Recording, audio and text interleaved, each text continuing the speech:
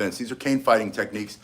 I have two canes here. This is going to be my warm-up cane. You can use either one for a warm-up. Whatever you have is what you should use. I just like to show you different styles of canes from time to time.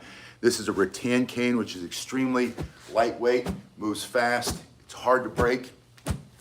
This is made out of oak. This is a Cane Masters self-defense cane.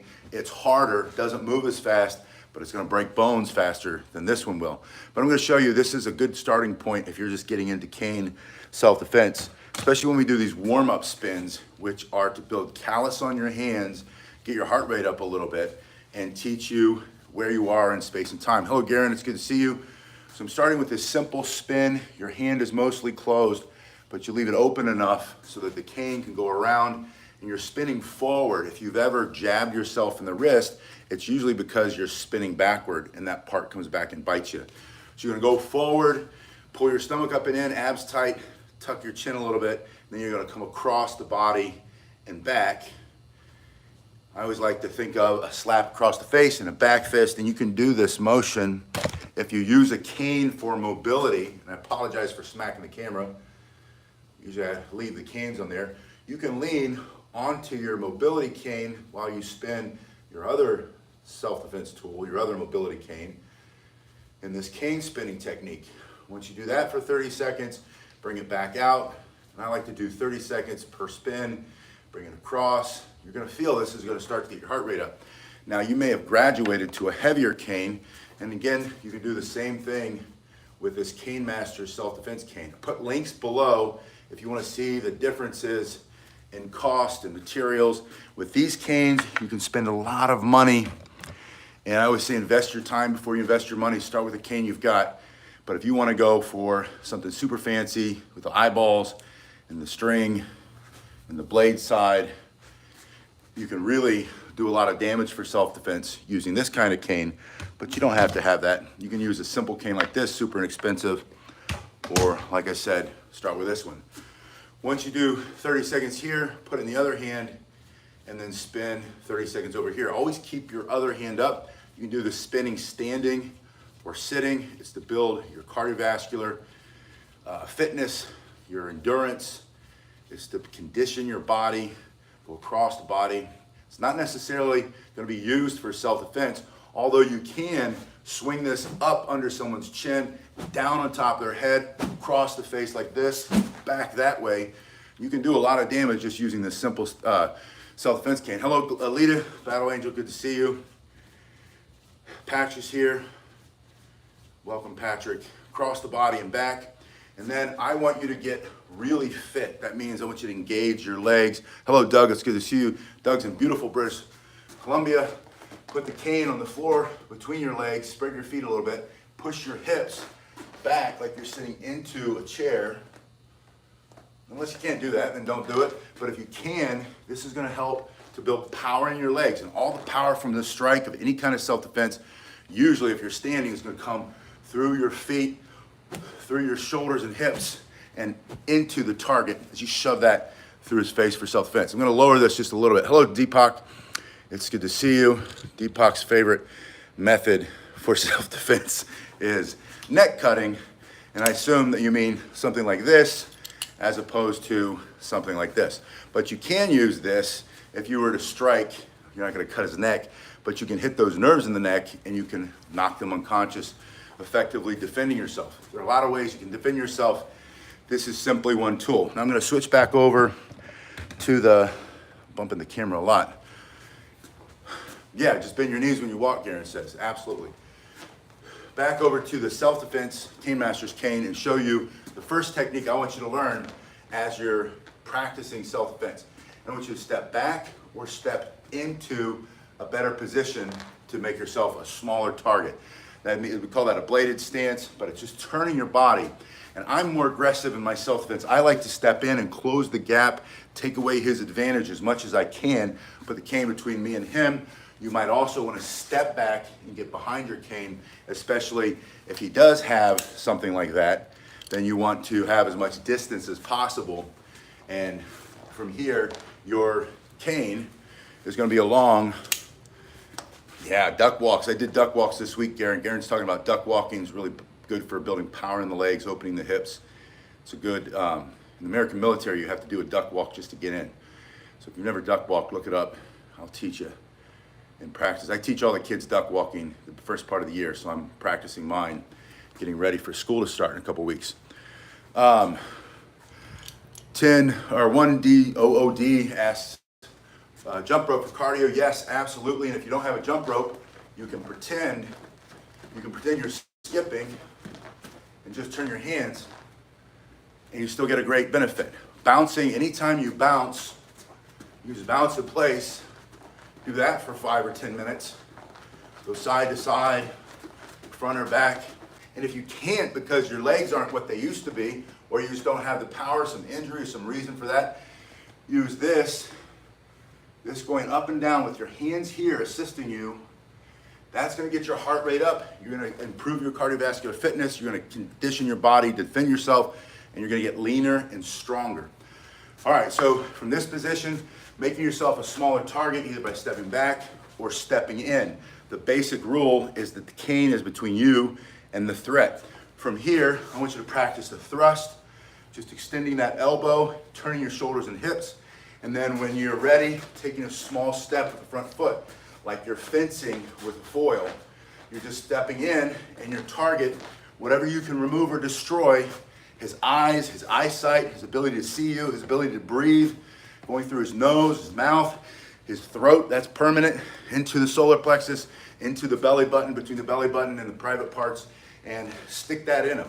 Make him stop coming forward. After that, bring it to your shoulder, and then thrust, striking through, the slicing strike, coming off your shoulder, not out here, this is too wide, but from here, and then from the other shoulder. So from here, I want you to start in this position, get in a better position, thrust, shoulder, shoulder, start over. Put it on the ground, better position, thrust, shoulder, shoulder, switch hands. Always do the same amount on one hand as you do on the other hand. Become ambidextrous, thrust, 1, 2. Switch hands, thrust, 1, 2. If you do this, start slowly, and then gradually start to increase your speed, moving faster. This is also going to act as resistance training because the weight of your cane as you go through the air is going to build your muscle. It's also going to get your heart rate up, and it's going to be cardiovascular training. Now the second thing that I want you to do is turn your cane around so that the short side is coming out of your thumb, or the crook is facing him. From this position, you're going to lift it up and bring it right into his groin, or maybe he's reaching out with that knife, trying to grab him, trying to punch, smashing the hand up under the chin, breaking the bottom of his teeth. You want his teeth to shatter in his mouth as the blood comes out. He's spitting his teeth for self-defense. But you're going to strike with this first technique. Your elbow or your wrist bends here, elbow and shoulder. You do all three of those to increase the force of that strike. Now from here, after you bring it up, bring it down on top. Bring it up and down on top. Looks like this, up, and even if you don't hit him, on the second one, you're probably going to hit him. This might make him move back a little bit, then he comes back in and you catch him on the second half of that strike, bringing it up and down. Up, get used to it on one hand, start to bring it up onto the other side. Remember, keep that other hand up, bring it up. From here, you're bringing it back. You want to keep this as close to your body as possible. If you bring it out here and down, now you're making your shoulders do all the work, and your shoulders might not be as strong as they need to be. So if you keep it here and you turn, now your wrist is doing the work and your shoulders, your hips are turning to increase the speed of that strike. Here and here it stays in your center line. It means you're going to hit him. Here and out here means he might run in, close the distance, your arm wraps around him, and you're never going to hit him with anything. Good morning, Isaac. It's good to see you. Can't you show move? Yeah, we're going to show some moves here. Bring it up here, bring it down here, here. Then you start to put it in the other hand. Do the same thing. So you're going to do the same on the right, same on the left. Oh, Isaac's asking about the nunchucks. Yes, Isaac. We'll do a chuck workout later this week. Here and here, here and here. Just over and over again. I think we're doing double nunchucks this week in the online martial arts class here on the virtual dojo. So if you haven't subscribed, and hit the notification bell. Please do that if you're interested in training self-defense or traditional martial arts weapons. We're also doing hand-to-hand combat, close quarters battle for self-defense. Elbows, palms, headbutts, knees, strikes with the hand open and closed, all this week. So if you're interested in that, then hit that subscribe button. I've also added a section to my website where you can start to work on your certification. I'll have the link below. Once I get the link available, it's up, but it's not completely polished. Once it's polished, I'll put all the links here if you want to get certified to teach the cane where you are. All right, now the next set of techniques, I'm gonna have you pop the cane up into your hand like you're Charlie Chaplin or something, and then stick it right in his face. Think of this as a big hammer, a knuckle, a fist. Smash him in the face with it. Once you smash him in the face with it, then turn it, get it into the other hand, and then I want you to chop him for self-defense. Thinking of this now as a hatchet or a machete or an axe coming through, ripping the skin, the nose, the eyes, teeth out of his mouth for self-defense. So from this position, you're minding your own business, threat's coming along. Hey, back up, buddy, you're too close, don't come any closer. Smash, turn, rip. Call it smash and grab. Smash and grab something and rip it off, right? So from here, pop it up for self-defense. Smash, turn, just by turning a little bit, and then bring it through here. Yes, Deepak's sharing with us his favorite technique is halal, which is that's fatal self-defense, that's final self-defense.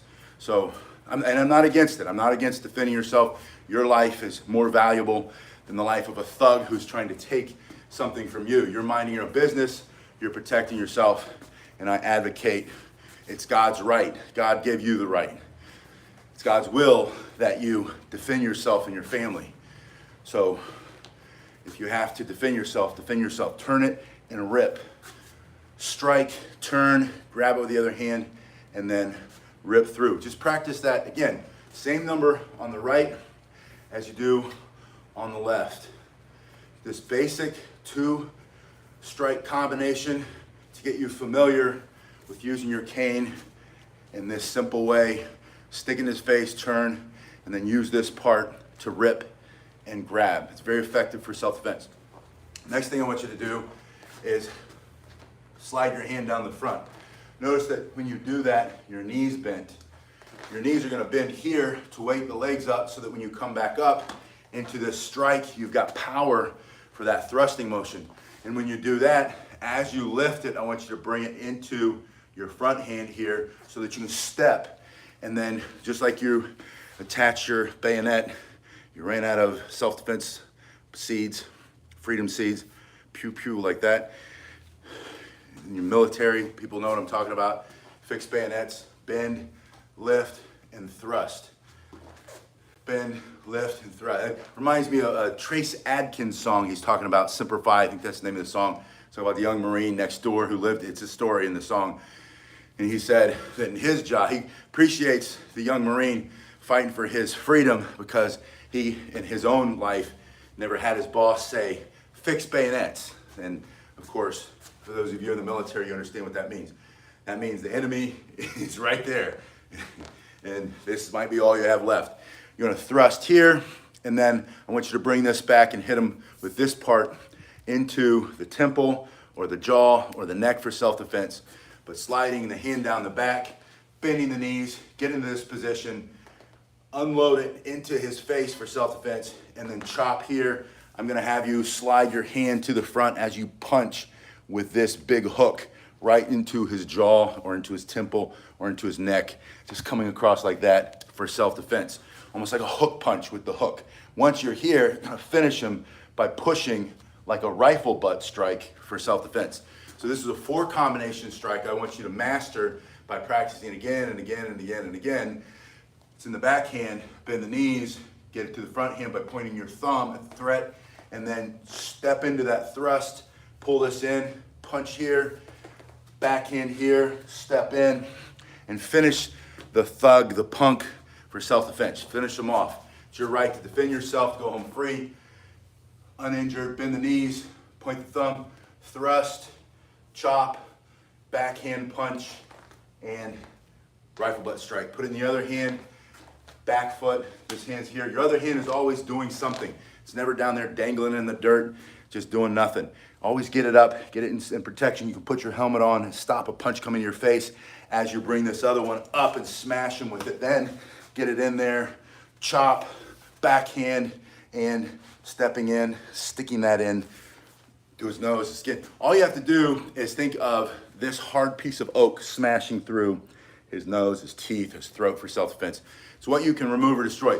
That comes from Tim Larkin's book, When Violence is the Answer. And there's a link to that below. I put several links. I want to show you one of the links that you might find beneficial. You tell me all the time that this really helps you a lot. You can take your cane, you can create for, this is probably about $14 or $15. This one was less. I think this was like $6 because I got it at TJ Maxx. You can find things like this at TJ Maxx or Home Goods, Marshalls. Those are all the same store with different branding on it, but discount stores, right? Or you can go online, there's a link below if you want to order one. But you put this around your back.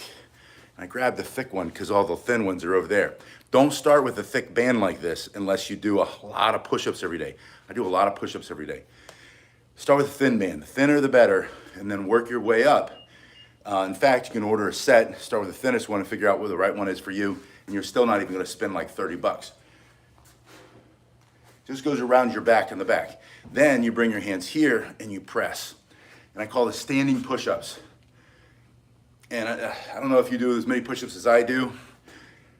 Yeah, it's best to wear a shirt, Garen says, because you'll feel it ripping your skin. But I don't mind that either. I don't mind a little of abrasion if it's gonna make me strong enough to defend myself. I'm just pushing it out over and over. And I'm not counting the reps. I don't want you to count anymore. I want you to put a timer on for 30 seconds. And what's gonna happen in 30 seconds is your muscles are gonna start to change, your blood's gonna start to change a little bit. And you're gonna have what's called time under tension, which for you old guys like me, yeah, it's pull, Garen says pulls your hair, it does. Yeah, it hurts in a good way. That's what Garen's trying to say. He's trying to say, toughen up, Buttercup. It's all right. It reminds you that you're alive, right? A little bit of pain here and there. Next time you have a little bit of a headache, instead of swallowing some aspirin or some ibuprofen, stop taking the ibuprofen. Do your research on it. Look at what it does to things. The ibuprofen metabolizes testosterone. We have a testosterone crisis in the world of young men and old men. And I never knew this until recently. All that ibuprofen that I've been taking my whole life, not only does it eat the cartilage out of your joints, but it, don't quote me on it. I don't want to get sued by the pharmaceutical companies. I'm not a doctor. Do your own research. I'm just telling you why I chose not to take it. Rest and do another 30 seconds. Pineapple. Who would have thought? I had a lady come in. She's a nurse in Germany. And she said that they give pineapple to the pregnant moms, or the moms after they've given birth, because they can't give them the aspirin and the other thing. They don't want to give them that because it's not good for them. But they give them pineapple because pineapple, especially the hard part in the middle that nobody eats, it's full of enzymes and things that help with the inflammation. I started taking a pineapple. It's amazing. It, almost like that, you feel the pain go away. If you have a hard headache, or if your muscles ache because you did too much, or you're just getting old like me, try pineapple and see what that does for you. Tastes good too. Get your own pineapple and cut it. Don't buy the cut up stuff. And not the stuff from the can, because when they put it in a can, they take all the good stuff out of it. Yeah, pineapple helps break down protein. That's why it's perfect if you eat it when you eat a meal of any kind of animal protein. Oh, that's about enough of that. But you're gonna feel that when you do 30 seconds at a time, and we're not doing it so we look good at the beach. We're doing it so that when you strike, either with your cane or your hand or your elbow for self-defense, you have more power because your chest is stronger and your shoulders are stronger and your arms are stronger. Thank you, Red Dog. Red Dog says, thanks for the informative video. Just because you're doing this exercise. Yeah, Garen says that's why pineapple's great with ham. That's probably why they ate it forever, because you eat the pineapple, it helps you digest the ham. It's best of both worlds. And we all know it tastes nice and sweet. Now, if you don't like pineapple, I can't help you. But I've been looking, as I get older, I've been replacing all of the things that, I mean, we all grew up with all these lies on TV about the different medicines that you're supposed to take and they're good for you, blah, blah, blah. And then they never tell you all the side effects except for the very bottom. They say it really fast, right? You've seen that. That should be a sign. There's no little writing on the pineapple. There's no thing that says, you know, don't take the pineapple. Yeah, watermelon instead of Gatorade. Thank you. I eat watermelon every single day for my heart and for my vascular system, my cardiovascular system. Watermelon, especially when you get a little bit of the white part, the watermelon raises, it has the citrulline and the arginine in it. And so it's great for opening your arteries. And then some beets. I take the beets in the morning. I take a little couple supplements, a beet juice, dried up, and it keeps my blood pressure down. And I went to the doctor years ago, when I was probably in my 30s, and he said, your blood pressure's getting high. So when you bring it up here, now you're hitting your triceps, and this is gonna make all your strikes so much harder, so much faster. But you gotta do 30 seconds, even when it's burning like this. Anyway, my doctor said, he treated my parents before, he was my internist. He knew both my parents, knew their medical history, and he said, look, it's hereditary. You're gonna have the hypertension. You might as well start taking the medicine now. And I said, there's no way I'm taking that medicine. This is back when they killed a bunch of people, and they had just settled the lawsuit for like 7 billion or 26 billion or whatever it was. Pfizer, I can't say that, I think. But do your own research. Anyway, so I never took it. And every year I would see him, he would say, you're on the threshold, you gotta take it. So one year I did some research, I learned how bad sitting down is for you. And so I got rid of my desk and my chair, which I love to sit in, because I'm always tired from teaching martial arts all day. And I got a walking treadmill. Someone was throwing it away. It was one of those old style DC current.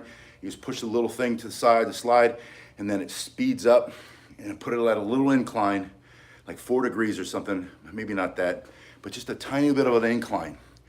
And then I had a shelf that I had in storage, took off the wall, turned it upside down so I had a little bracket going backward, and I put my computer, my laptop on it, and then I would walk every day on the treadmill, half a mile an hour, and then I got up to a point where I'd walk about a mile and a half an hour, and that's all I did. And my blood pressure went, and the doctor never said anything to me again for years and years until it started to go up again. And then I added the beetroot juice in the morning. And I'm not a doctor, so don't take my medical advice. This is not medical advice. This is just my personal experience. And anyway, that's another way that the blood pressure stays low. That and potassium. Make sure you're getting potassium, because if you don't get enough potassium, your body retains water, and then all that extra water shoots your heart rate or your blood pressure up. There's just too much fluid in there. Potassium will keep it down, especially if you love to eat salt like I do, or eat salty foods. And again, I'm not a doctor, so don't quote me. Just as I get older, I want to live longer, better for my kids, because I started late in life. 30 seconds. That hits those triceps. I want to show you one more version of that. Bring your hands in. And the key is it has to start on your forehead, and you just push and push and push. Oh, good. Michael says he carried his cane to the ATM the other day. Yesterday, I did a video on the walking stick. I do. Garen says you have to do it with a band under the arm. I do. I just don't like it. It's personal preference. But half my students here, when we do them, they all put them under their arm. They like it better. But it's not wrong. It's just a different way to do it.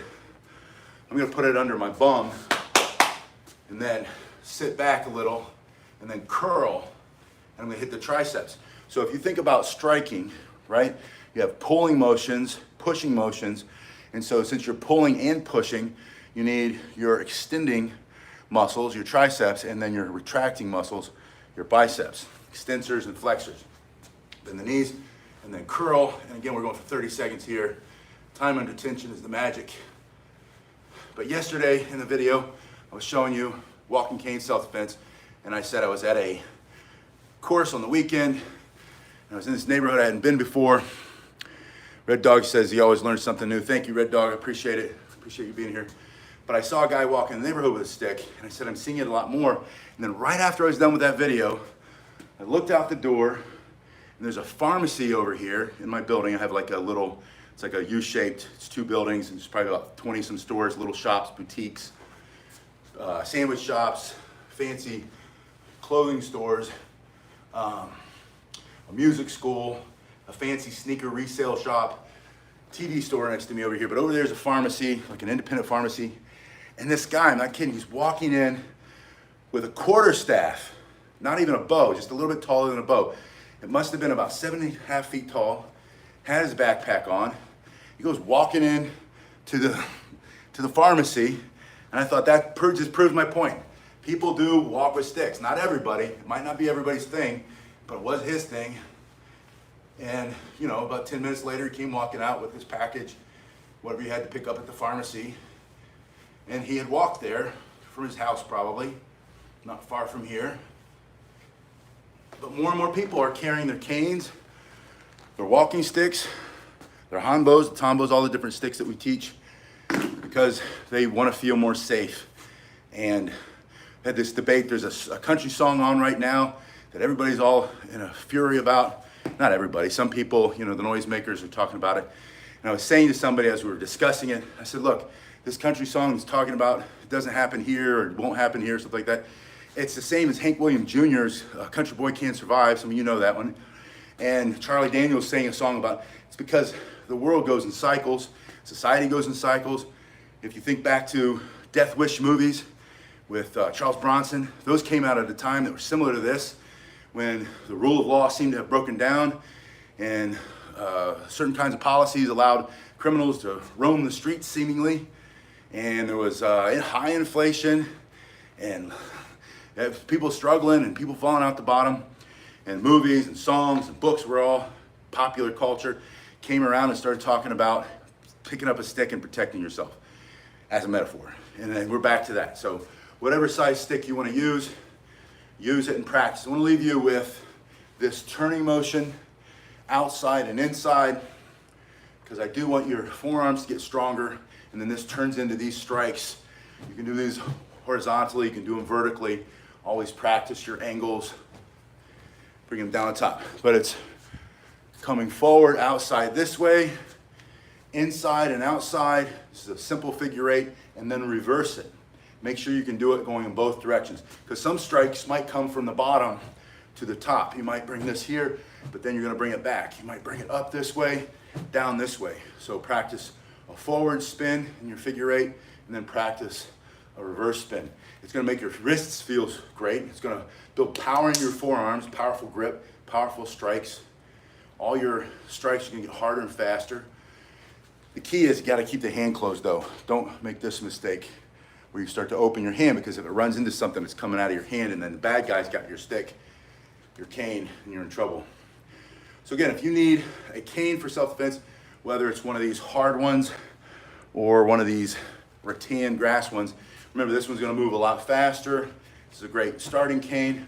I love to use both. I always warm up with this one, move on to this one once my joints. And as you get older, that's like a smart way to do it, right? You let your joints warm up, and someone will inevitably comment on this video, either at this point or earlier, that when the bad guy comes around, you're not gonna have time to warm up. And I always say, yeah, you're right. What's your point? That's not why we're doing this here. We're doing this in training so that when you need it, you have the ability to do it. So let go of all these silly ideas that some pseudo-intellectual martial arts master said, never warm up. Well, sometimes you do. If I were gonna go for a run, I'd take an hour just to warm up my hip on the left side and stretch it out so that I could actually do my run. And then I know I wouldn't get injured. I could go out there and run if I had to, but I also know that I'm gonna be sitting in an ice bath later because I didn't properly warm up. But if I had to run and protect my kids or run to help somebody, I can't warm up, we know that. But understand why you do what you do.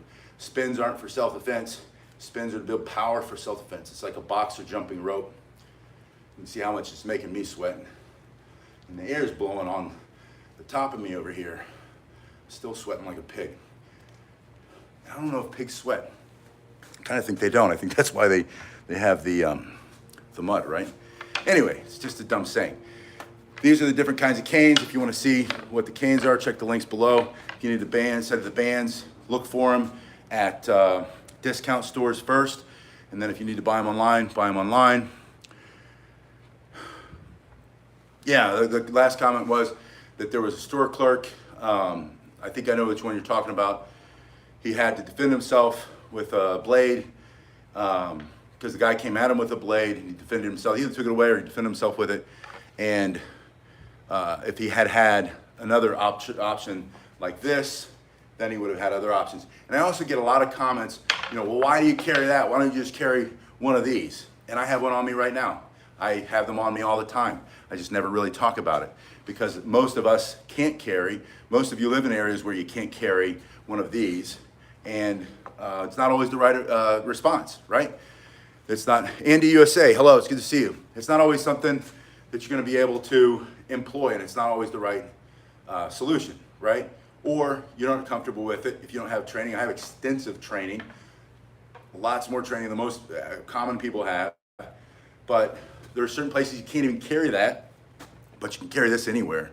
You can carry this walking stick, any one of these, this cane, into the airport, into the library, into your kid's school, into the courthouse, into all of the places that you can't carry all the other tools. I can't carry this, and I can't carry this, what I have here. I'm not going to show it on camera because YouTube doesn't like that. But I can carry this anywhere, and you can carry this anywhere you go. That's the whole point of learning how to defend yourself or learning how to teach others how to defend yourself. If you want to look at that link, it's on my website. There'll be a tab. It's an additional page that says cane certification. Go to pasquinelli.com. And like I said, I'll put the link here below later once I get it all polished. But if you want to go see what it looks like, I'm starting to build the pages out now. It's going to be super simple. I'm going to give you lots of feedback, meet some basic standards. It's all about basics. If you master the basics, you can help anybody and teach anybody. Yeah, carry an aluminum one, Garen says. One DOOD says, thanks for what I do. Helps him mentally and physically encourage himself. Yeah, absolutely. And that's the whole point. I was teaching a bunch of young people last night, and I said to them in the middle of some very difficult exercises, difficult for them. It wasn't difficult in the scheme of things. And they were younger, so it should have been, not as intense, and it wasn't. But it was hard for them. And I said, I hope you struggle right now. And I wasn't talking to them. I was talking to their parents. And I said, I want you to struggle. And I want you to struggle and not give up. Because when you struggle and you don't quit, then you grow stronger emotionally, physically, and spiritually. So I do want you to struggle. I want you to struggle. And I want them to struggle. And I want their parents to understand that it's okay for their children to struggle. Because we have to get back to letting... Isaac said, can I do a nunchucks page? There's a nunchucks page on pasquinelli.com. I'll put a bunch on there for you. If you go pasquinelli.com, it's my last name. The link's in the description. Go there, and yeah, I'll do a lot of nunchucks. But I want young people today to understand, not just young people, it's like two generations. It's from the millennials down. And this is not a criticism of millennials because we made them, right? It's my fault that they're the way they are. It's our fault, those of us who are older. But we're like this too. We have to get back to the idea that it's okay to struggle and fail. It's okay to be tired and keep going. It's okay to be injured and keep going. It's okay to be confused and keep going. It's okay to not know what you're doing, feel like an idiot, be embarrassed, and keep going. I want you to struggle, not quit, because if you struggle and you don't quit, then you ultimately grow, and all that growth goes towards something good. It's all good growth. It's all healthy growth. So get out your canes, get out your bands, do your struggling, and then leave me in the comments. Yeah, our answer is struggle. Thank you. And then help other people. Thank you, Michael. Help everybody else understand, everybody in your world. Let them see you as an example first, that no matter what your challenge is, and I see it all the time. I'm always inspired by, especially people, at the Lowe's here, there's a young woman, and I'm not sure what her palsy is, but it is severe. She has to fight to get her hand, and I'm not making fun, I'm just trying to give it an example, to try to get her hand to hit the button, and she's there every day, and she's ringing people up, and she is fighting and struggling and getting her job done and living her life and engaged fully. And that's inspiring. That's beautiful, right? And we all see that. And if you ever feel sorry for someone like that, you should punch yourself in the mouth. You should always honor and respect that. But if you feel sorry for someone, you can never help them. You can have empathy, but don't have sympathy for people because it doesn't help. But see that and let that be a reminder that whatever struggle and challenge we have in our life, and it doesn't mean it's diminished. It can be a big struggle and challenge because we all have them. But allow yourself to be struggling, allow yourself to fall short, allow yourself to feel less than you can do it, right? Less than worthy, but then get up and keep moving, keep taking a step. Don't fall in the trap of giving up and walking away, but fight for yourself, fight for your family, fight for your country, fight for your community, and fight for all the good stuff, because then we all grow together.